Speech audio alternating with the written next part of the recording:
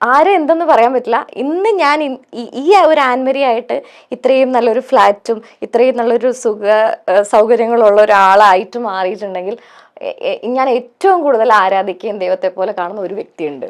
അതെനിക്ക് പക്ഷെ റിവീൽ ചെയ്യാൻ പറ്റില്ല. പക്ഷെ എനിക്ക് അങ്ങനെ ഒരു എൻ്റെ പറയാ എൻ്റെ വെൽവിഷറായിരിക്കാം, എൻ്റെ ഒരു ഫ്രണ്ട് ആയിരിക്കാം, അങ്ങനെ ഒരാളും കൂടി ഉണ്ട്. ആ ആളെ ഞാൻ ഇന്നും സ്റ്റിൽ ഞാൻ എന്താ പറയാ എൻ്റെ പ്രാർത്ഥനയിൽ ഓർക്കുന്നുണ്ട്. ബ്യൂട്ടിഫുൾ. അങ്ങനെ ഒരാൾ വന്നല്ലോ, അങ്ങനെ ഒരാളെ കിട്ടാനാണ് പലരും അല്ലേ, എല്ലാവർക്കും അങ്ങനെ കിട്ടണമെന്നില്ല. വലിയൊരു മിസ്സിംഗ് ആണ് ആ ഒരു സ്പേസ്. പക്ഷെ ആൻമരിയ അക്കാര്യത്തിലും എഗെയിൻ ബ്ലെസ്ഡ് ആണ്. അതുകൊണ്ട് അങ്ങനത്തെ ഒരാളെ കിട്ടി. അങ്ങനത്തെ ഒരാള് ലൈഫ് ലോങ് അത് ചിലപ്പോ എനിക്ക് തോന്നുന്നു ഞാനും എൻ്റെ അമ്മ അനുഭവിച്ച കഷ്ടപ്പാട്. കാരണം ഞങ്ങൾ എത്രയോ വർഷങ്ങളായിട്ട് റെന്റിന് താമസിച്ചിട്ടുണ്ടെന്നറിയോ.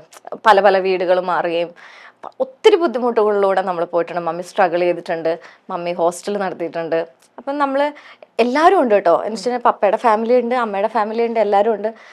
നമ്മൾ അത്യാവശ്യം നല്ല മമ്മിയുടെ ഫാമിലി ആണെങ്കിലും അത്യാവശ്യം റിച്ച് ആണ്, പപ്പയുടെ ഫാമിലി ആണ് റിച്ച്. പക്ഷെ എന്നാലും നമുക്കൊരു സ്ട്രഗിൾ വന്ന സമയത്ത് നമ്മൾ ഒറ്റപ്പെട്ടു പോയ പോലെ തന്നെയായിരുന്നു.